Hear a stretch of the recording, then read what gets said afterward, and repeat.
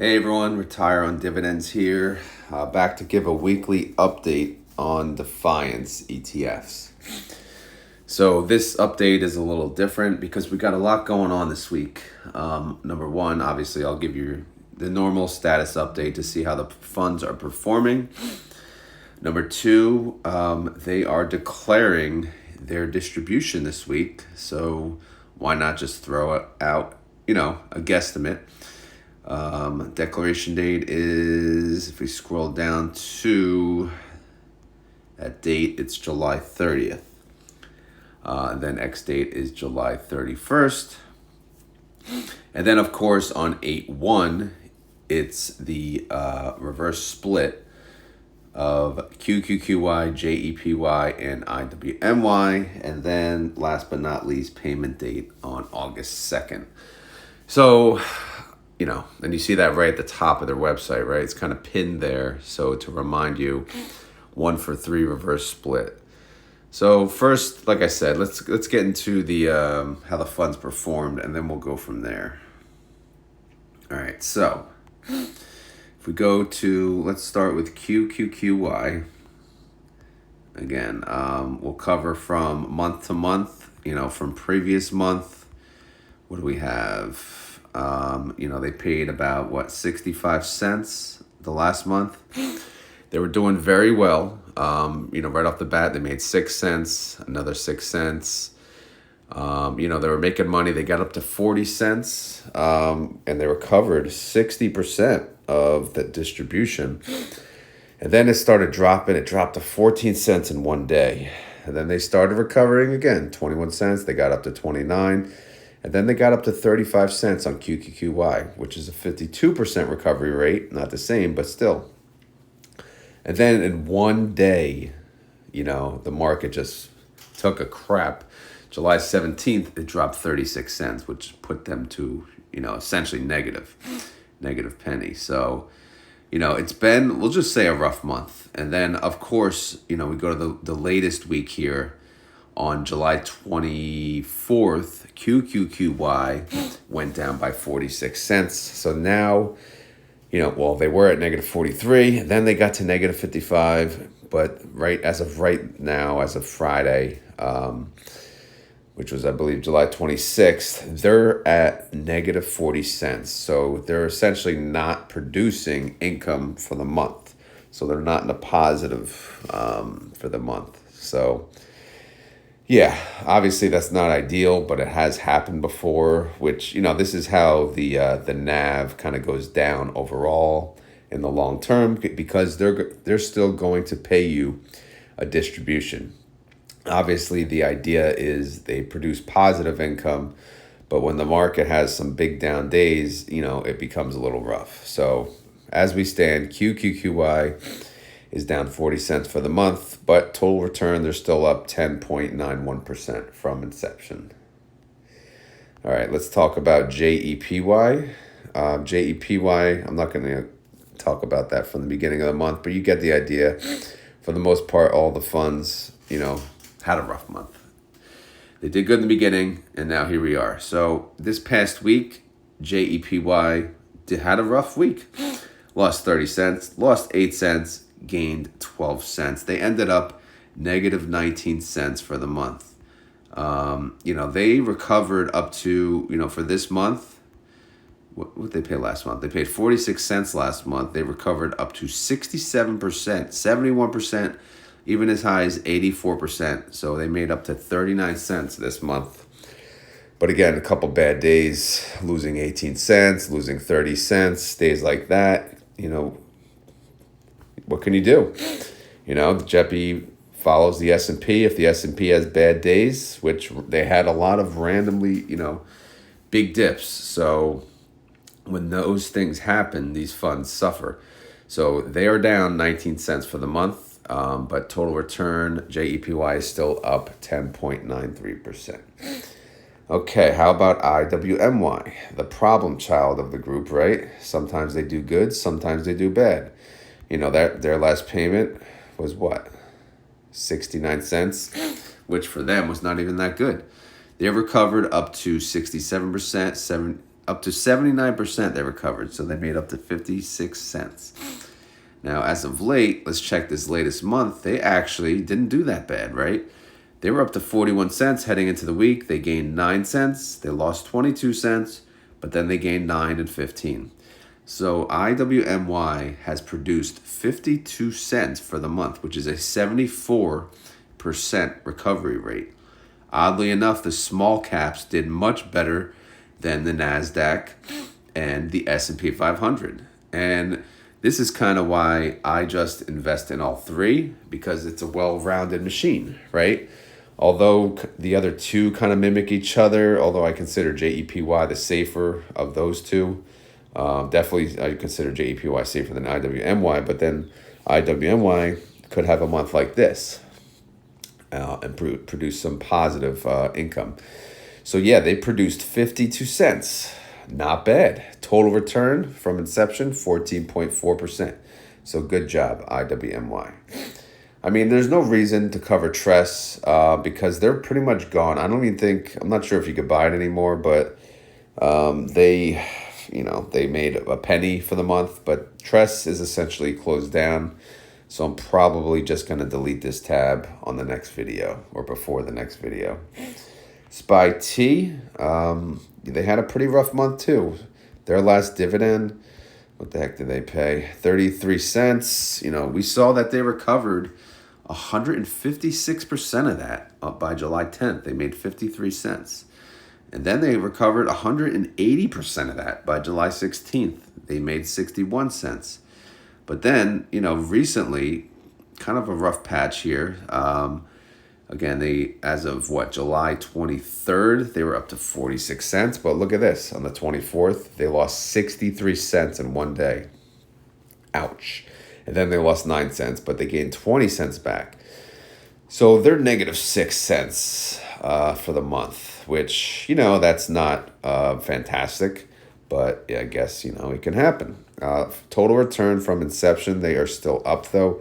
They are up 5.24%. So when you invest in these funds, from inceptions, it's just showing you that, you're not actually down. Of course, like your stock price may, look like it's down, but total return-wise, you're not. All right, let's take a look at USOY. USOY is one of those oddballs, too, kind of like IWMY that could do its own thing. So let's see how they did this month. If you go back to the beginning, what the heck did they paid a nice payment. They paid $1.23 last month. So what the heck did they didn't really have a great month. There's no standout days, or they just had, slightly positive early on. They recovered up to 22% of their original distribution, but overall, not really a good month. Last week, they lost 21 cents. They gained 4, gained 12, and then lost 21. So they lost 43 cents for this month. Again, not a fantastic recovery at all. In fact, not good. Total return for them, only 0.92% from inception.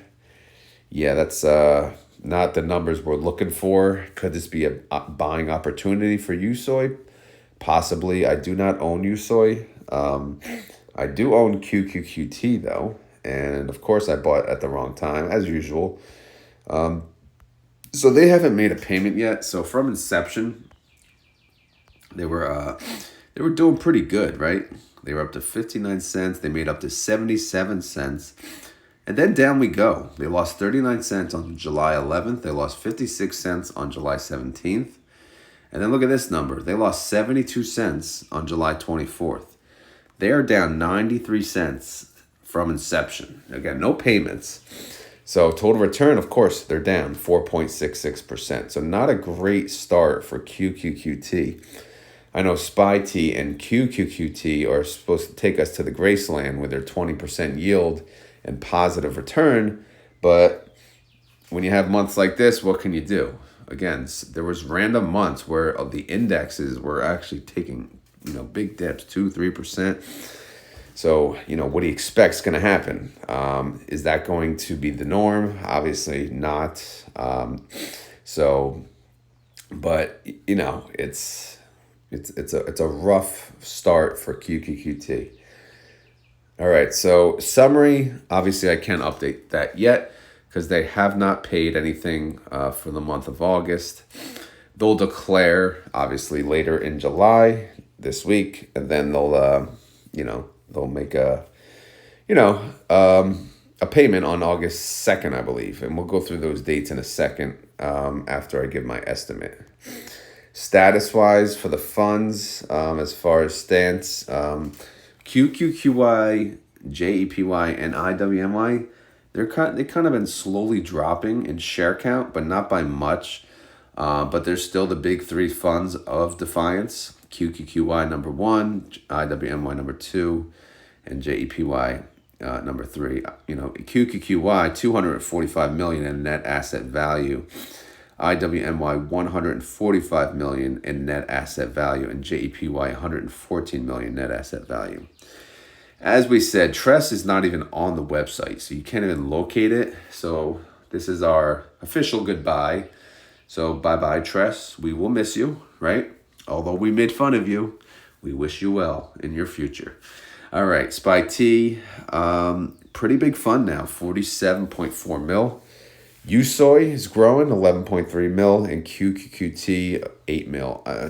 I'm pretty confident in saying that these funds that are left over, these are here to stay. Of course, there's going to be rough patches to all of them. I'd consider SPY T and QQQT the safer of the whole bunch. And then we have, obviously the big three, and USOI is, I think they'll probably always be number 4 of that bunch, but, they obviously have a similar strategy to the rest of them. All right, so that's the update, which, it's not a good one. So I wish I could give you a better update. But as far as that's concerned, let's talk about the estimates. So what the heck are they going to pay us? Now, keep in mind, guys, I am not tracking their daily trades, because if I did, I would have a much more accurate number. And the way to do that, again, you have to go day to day, see what they're making in extrinsic income. And that's basically what they pay. At least that's what Jay says. That's what Sylvia says. So, but, we'll see. So as far as the estimate, let me zoom in here. Last month, QQQY, I'll keep up last few months here.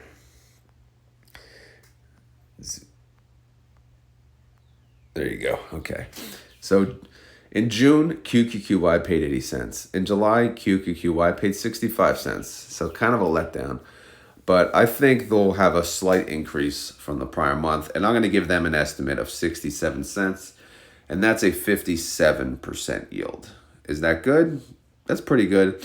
But again, yes, it's kind of a smack in the face still, losing money. And of course, yes, we're still getting paid. But again, these are income funds. Some people live off these funds, right? So they rely on the income. So that's what they're for. Hopefully we make money. Hopefully we make enough to pay the distributions. But some months like this, we are not. JEPY, they paid, in the month of June, they paid 55 cents. And then last month, they only paid 46 cents. I think they're going to pay 53 cents, which is a 40% yield based on, again, I kind of updated the IV. Some of these, I never had the IV, but I did update, from what I can gather. Now, if you look, QQQY for that IV, what am I tracking? G2, I think the NDX. Yeah, NDX. So they're showing an 18% IV over the past, 30-day average. JEPY, 14% IV. IWMY, 24% IV. Then you look it down to USOI, 26% IV. So, obviously USOI should have the highest. IWMY, I would think, would be in second, and then QQQY in third. So this is what I'm kind of thinking, because they all have the same strategy, so it depends based on their implied volatility, how much they're going to get paid. So, S&P, I guess JEPY technically could be a little closer to QQQY, but who the heck knows? All right, so anyway, JEPY, I'm just going to guesstimate 53 cents, 40% yield. That's pretty solid. IWMY, in June, they paid 91, which is awesome. July, they paid 69, not that great. But I think this month will be a nice 16% increase, 81 cents, which would put them at a 67% yield. Tress, I guess this should be their last payment. I'm just going to say 15 cents, which is a 10% yield. SPY T, rather very simple, right? They yield 20%. So whatever is a 20% yield, that's what they'll pay. So 20.03% yield is a 33% payment, and that's the same exact payment as last month. USOY, again, they're the, of the bunch, most volatile. Obviously, they track USO, USO. So, they paid what, 71 cents in June, and then July last month they shocked us all. They paid $1.23, but I think they'll still pay over $1. I think they'll pay $1.10, which is a 72% yield. Last but not least is QQQT. This will be their first payment. And they're going to yield around 20%, just like SPY T. However, I gave them a slight boost up to a 23% yield because they did launch. When did they launch? June 20th. So I have to keep in mind they had about 10 days of activity because they did not make a payment for the month of July. So I'm going to assume they're going to have a little slightly higher payment this month. And then, starting next month, they'll just pay 20%, just like SPY T. So I'm going to estimate a 37-cent payment for QQQT. Okay? So those are my estimates. So real quick, we'll recap. QQQY, I'm going to go with 67 cents, which is a 57% yield. JEPY, 53 cents, 40% yield. IWMY, 81 cents, 67% yield. Tress, 15 cents, 10% yield. SPY T, 33 cents, 20% yield. USOY, $1.10, 72% yield. And then QQQT, 37 cents, 23% yield. Obviously, I have IWMT on here. They do not exist yet, but they were filed, so they'll be around sooner or later. I'm just kind of jumping the gun, putting their information in, ready to add them to the group. I mean, we're losing one in Tress, but we're gaining one in IWMT at some point. All right, so that's the estimate. So we did the, how the funds performed, the status update. We did the estimate, and now we will talk about the reverse split. So if I go to the bottom, I wrote down some dates here. See if I could zoom in. So on July 30th, which I don't even remember what today is, but I think... maybe Monday or Tuesday is the 30th. But either way, July 30th is the declaration date. And then ex-dividend date, obviously, July 31st. However, the reverse split is 8/1, right? Because if we go back to the website, they did have this document. What is the timing and effective date of the reverse split? The reverse split will become effective prior to the market open on August 1st. Okay. That's interesting. So it's happening in between ex-dividend date and payment date. So, I mean, my guess is obviously you'll still qualify for whatever, payments you had locked up, essentially, just as normal. Anything you owned prior to ex-dividend date, you'll get those payments. However, it'll look a little funky because by the time you get the payments, the reverse split will be done. So you'll have much, less shares, but you'll get that same chunk of payment. But if for some reason they show the payment post reverse split, right? So here's my estimate, 67, 53, 81. If they show it like post reverse, this is the numbers times 3, right? QQQY. Since you're getting a third of the shares, obviously, this is how, what it would come to if you got the payment based on multiplying the amount by 3. So QQQI would be 201, JEPY 159, and IWMY 243.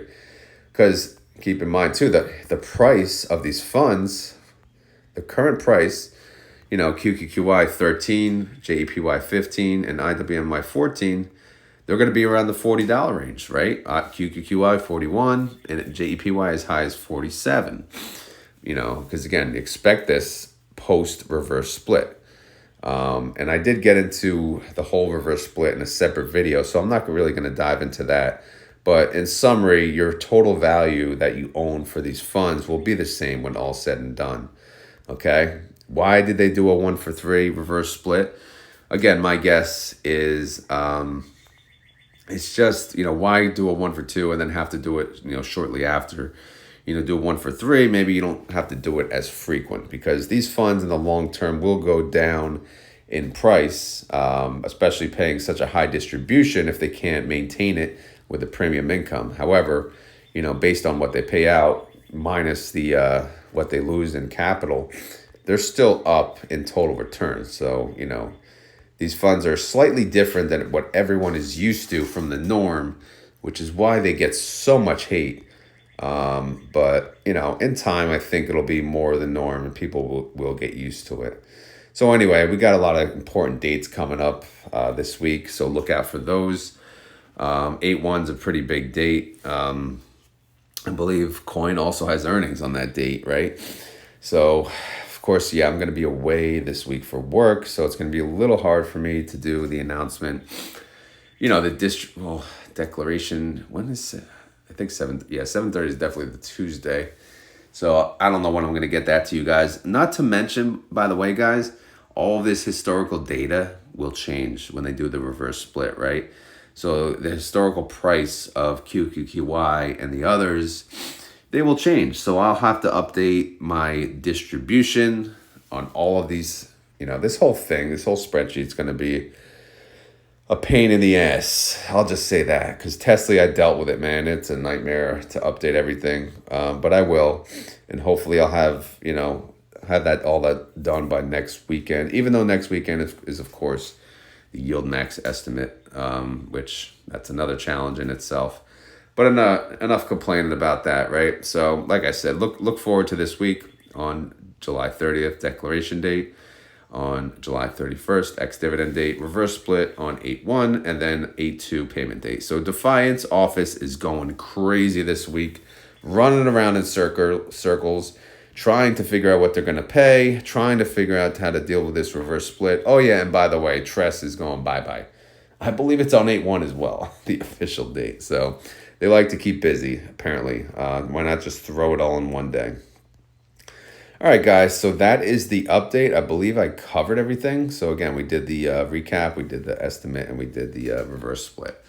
So if you have any questions or concerns, leave them down in the comments below. I know these funds get a lot of hate, but again, they're a different type of strategy from the others, and that's why the people that hate these, they're typically okay with SPY-T and QQQT. But the people that don't mind, basically reinvesting a portion back into these funds, they make these work for them. And I'm one of those people, right? So of course I don't want to see the price go down, but it is what it is. If I can keep my cost basis within range of whatever the cost is of these funds, then it's manageable for me. So anyway, let me know what you guys think of everything. Well, what do you think of these funds? What do you think of the reverse split? What do you think of Tress? And what do you think of the estimate? Do you think it's going to be around that range? Who knows, man? Who knows? They're going to pay what they're going to pay. Whatever I say, it's a guesstimate, so don't really take it to heart here. They're going to declare, and you'll still have a chance to buy into the funds, so don't worry about that. They declare typically the morning of, so you could buy that whole entire day in order to qualify for the distribution. You just have to buy it, prior to ex-dividend date, prior trading day to ex-dividend date. All right, so hopefully all of that made sense. Hopefully you guys enjoyed this video. If you did, please hit the thumbs up, hit the like button, whatever you want to call it. It goes a long way. And as always, none of this is financial advice. I am not a financial advisor. This video and all my videos are for fun and entertainment. So hopefully you had fun. Hopefully you were entertained. Obviously, a lot of data will change before the next update. So, but, if you follow me for Defiance only, then that will be the next time I talk to you. So have a great week. For the others, I will talk to you tomorrow. And, have a great rest of your weekend. And I'm out of here. Later.